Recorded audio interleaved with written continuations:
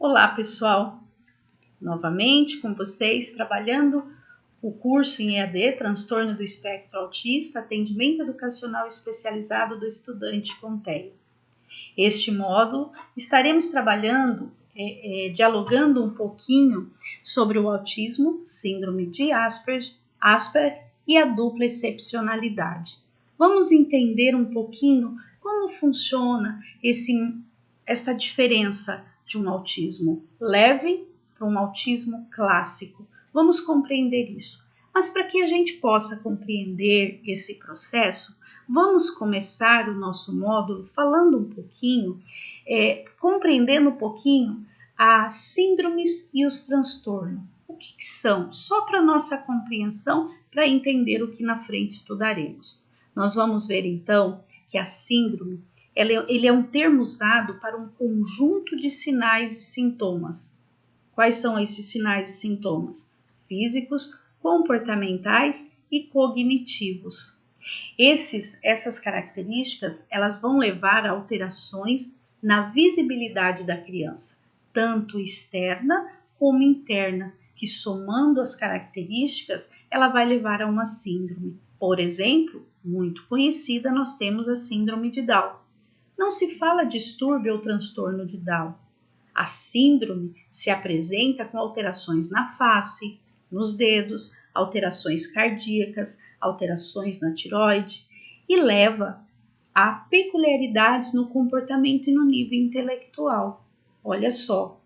E agora os transtornos e distúrbios? Como que a gente pode ver isso, a diferença? Já os transtornos e distúrbios, eles são associados mais a problemas puramente comportamentais e cognitivos.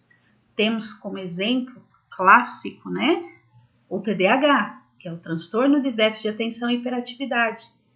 Não é uma síndrome ou um transtorno ou um distúrbio, porque se refere somente a um perfil comportamental e cognitivo da criança ou estudante.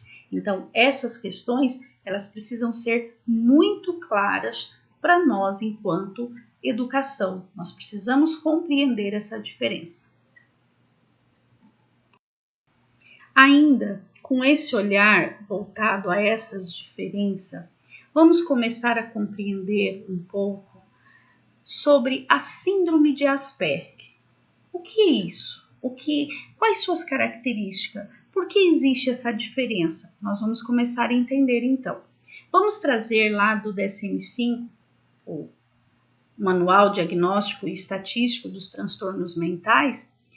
Ele nos mostra que a síndrome de Asperger é um distúrbio neurobiológico que afeta a comunicação e a interação social das pessoas, interferindo na forma como ela percebe o mundo e as outras pessoas ao seu redor.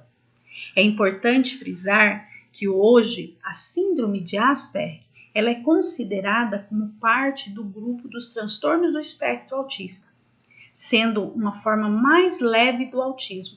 Então, em todo o desenvolvimento deste módulo, nós vamos estar falando síndrome de Asperger, mas é importante que a gente remeta ao quê? Que a síndrome de Asperger, hoje, conforme o DSM-5, ela é vista como um autismo leve, ok? Então, nós vamos fazer essa comparação de comportamentos e de características. O que um apresenta, que o outro não apresenta, como trabalhar essas questões. Então, nós vamos caminhar neste viés. Nós vamos tentar entender melhor as diferenças entre essas duas condições, para que não entramos numa confusão entre o autismo leve e o autismo clássico. Síndrome de Asperger, antiga, conhecida, e o autismo clássico. Claro que há muitas semelhanças entre si, mas ao contrário do autismo, crianças diagnosticadas com Asperger não são gravemente afetadas como comprometimento cognitivo e atrasos no desenvolvimento da fala. Muito pelo contrário, muitas vezes se apresentam com um cognitivo preservado e a sua fala é muito bem tranquila. Então, nós vamos dialogar um pouquinho sobre essas diferenças. Olha só, nós temos então o autismo atípico, dentro da proposta de um autismo com mais dificuldades, é um transtorno do desenvolvimento que leva a um comprometimento global na interação social, no comportamento estereotipado e na comunicação social. E a síndrome de Asperger? Mesmo sendo o autismo mais leve, vamos ver aqui uma definição. Desenvolvimento que leva a um comprometimento global na interação social, nos comportamentos estereotipados e na comunicação social. Mas, professora, são semelhantes as definições. Exatamente, isso mesmo. Aonde que eles vão mudar? O que separa um transtorno do outro? É exatamente na intensidade, na profundidade e na gravidade do que? Dos sintomas. Então, nós vamos começar a observar essa diferença na intensidade, na profundidade e na gravidade desses sintomas. Nós vamos perceber aí, então, a diferença entre ambos. Quando falamos do autismo leve, esse autista, ele leva a um comprometimento maior de sensibilidade, um comprometimento alimentar mais severo, um comprometimento do sono mais severo, maiores comprometimentos na linguagem, na comunicação, crianças que dependem muito mais de atitudes e da mediação de terceiro. Quando então pensamos no autismo mais leve, o Asperger, é um quadro onde se percebe que a criança ela é estranha, ela apresenta um discurso estranho, mas com boa oralidade. Muitas vezes ela se expressa usando termos intelectualizados.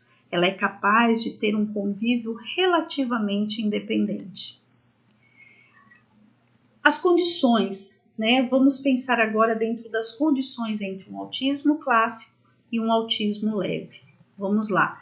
Dentro desse contexto, nós vamos pensar que a situação precoce.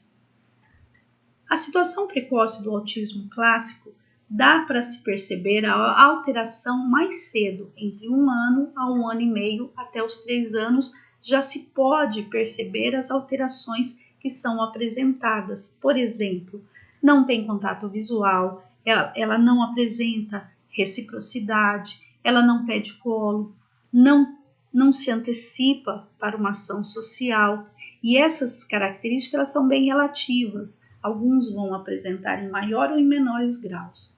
Quando nós falamos de um autismo leve, nós vamos falar dessas condições mais tardias. Ele começa a se perceber as alterações mais tarde, após os 6 a 7 anos. Muitas vezes, só na adolescência, essas características elas começam a se apresentar. Ela apresenta as características autísticas muito leves, quadros muito leves, de difícil diagnóstico.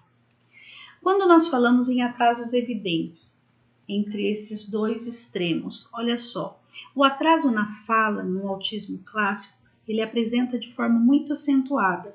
Atrasos na forma de olhar e de se comunicar, não apresentam uma interação adequada, não brinca direito, não dá continuidade nas brincadeiras compartilhadas, apresenta regressões. Isso é algo que é muito claro e muito escutado pelas famílias, né? Ela começa a se desenvolver bem, ela até falava, de repente parou, né? 30% dos casos de autismo clássicos, eles podem apresentar essa condição. Mas quando falamos de um autismo mais leve, nós vamos ver que o atraso ele se dá de forma leve. Ele não se presencia a estas regressões e esses atrasos, eles vão se dar de forma mais discreta. A fala se desenvolve normalmente, uma fala meio mecânica, sim, meio monótona, mas se desenvolve.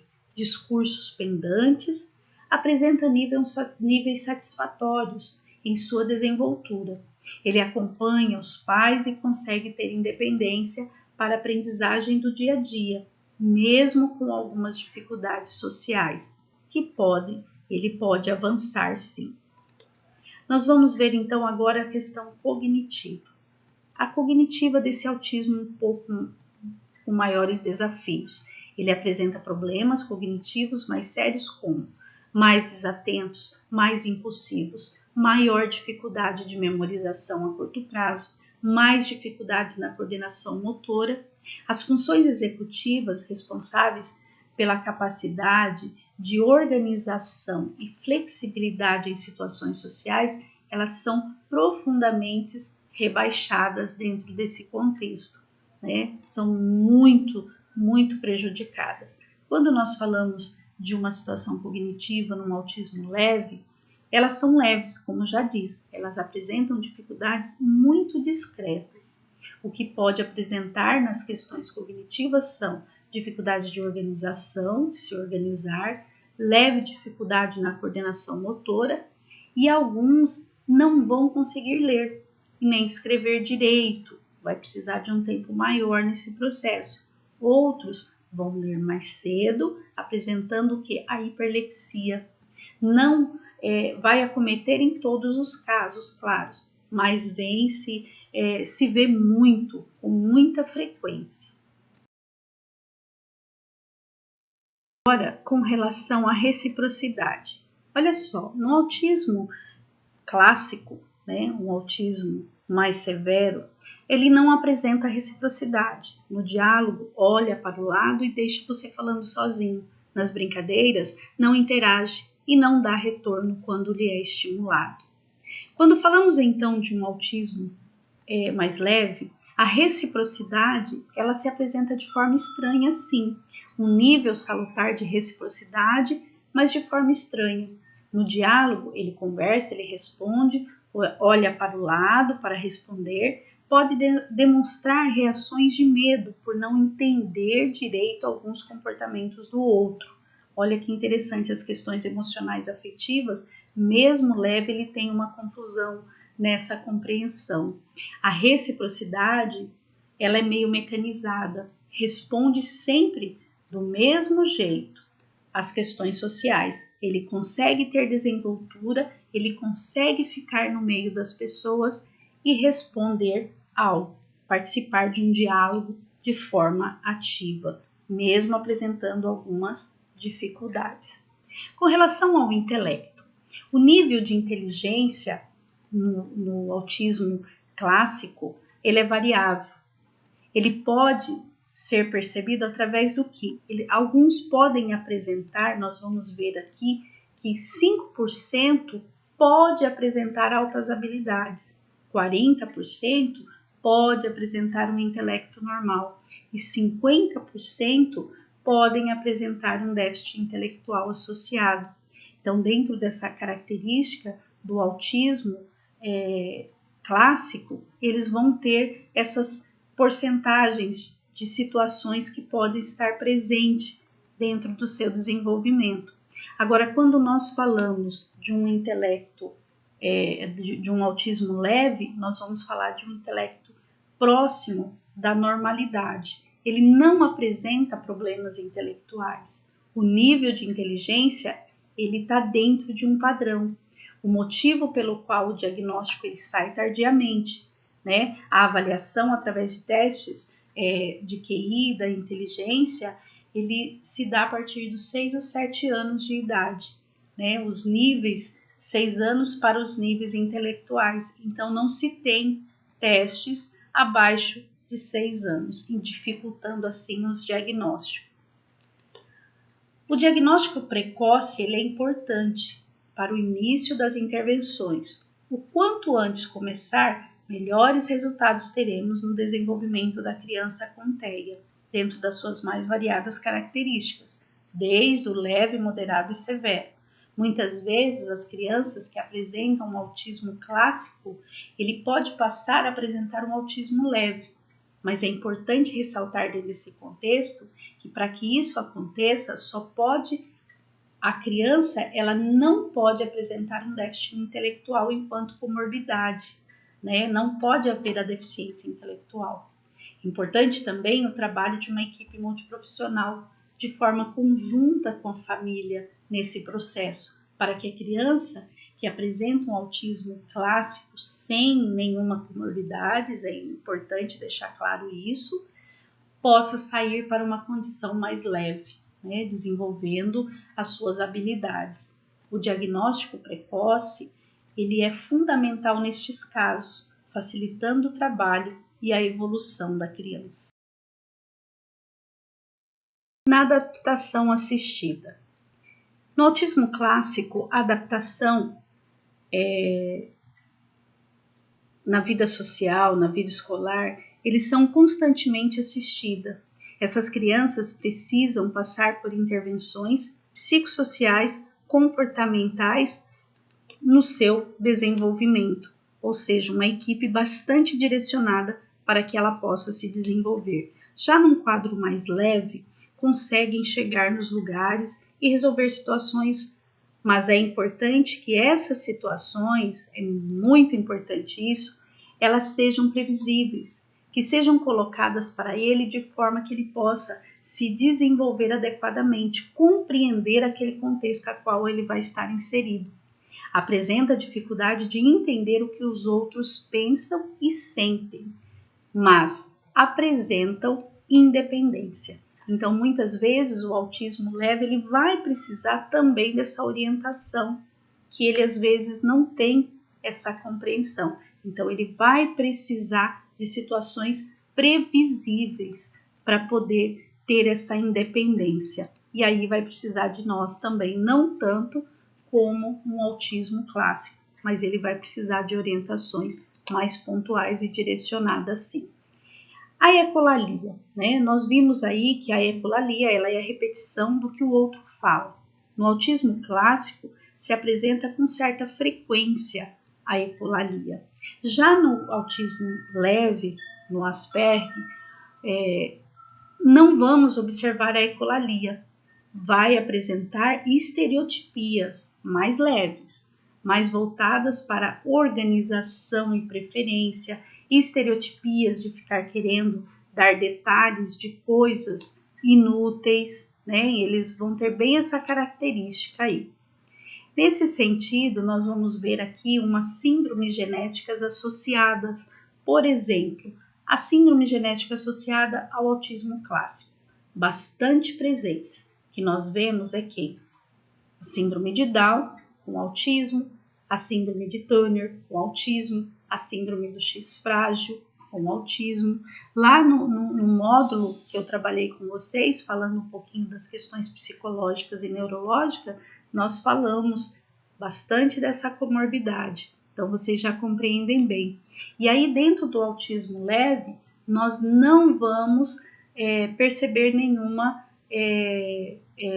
a presença, na verdade, dessas síndromes genéticas associadas a um autismo leve. Podem ter como comorbidades questões emocionais, como ansiedade, quadros psiquiátricos, depressão, TDAH, né, o transtorno de déficit de atenção e hiperatividade, a esquizofrenia. Nestes contextos, a medicação ela vai ajudar a melhorar essas condições que se associam ao transtorno. E nesse sentido, já caminhando, para finalizar o nosso encontro neste módulo, acreditando que a distinção entre autismo e síndrome de Asperger, ela não é universalmente aceita.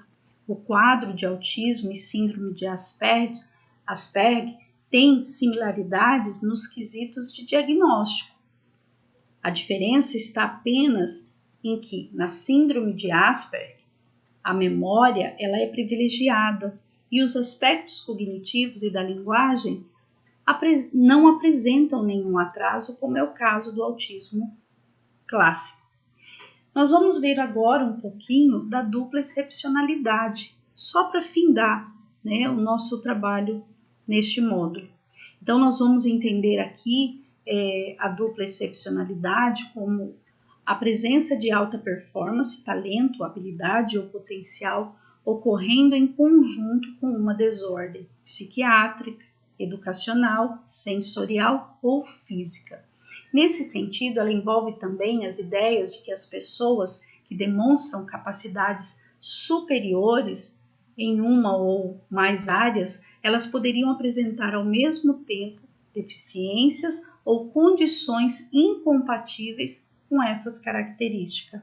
Assim, como exemplo, para a gente compreender melhor na área cognitiva, pode-se citar casos em que crianças apresentam altas habilidades de superdotação juntamente com um transtorno do neurodesenvolvimento, o espectro autista. Olha que interessante, mas é importante lembrarmos lá atrás, quando nós falamos, para que ele possa apresentar essas altas habilidades, ele não pode ter uma comorbidade com uma deficiência intelectual. Então, nesse sentido, é importante nós refletirmos. Deixei para vocês o link do professor Raoni, ao qual faz um estudo espetacular dentro dessa área e que vai clarear bastante para vocês, né? A literatura, ele nos traz que a literatura aponta que o conhecimento dessa dupla condição é, sobretudo, resultado de observações clínicas, muito mais que estudos teóricos e empíricos. Haja vista que até o momento nenhuma teoria específica ela tenha sido elaborada para explicá-la. E isso é o que nos traz a pesquisa do professor Raoni com a Rosana, através desse contexto da dupla excepcionalidade aí.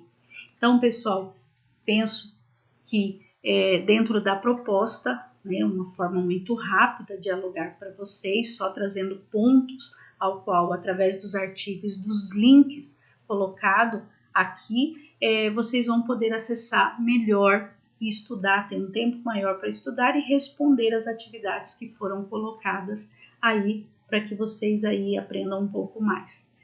Gratidão pela oportunidade e até o próximo módulo.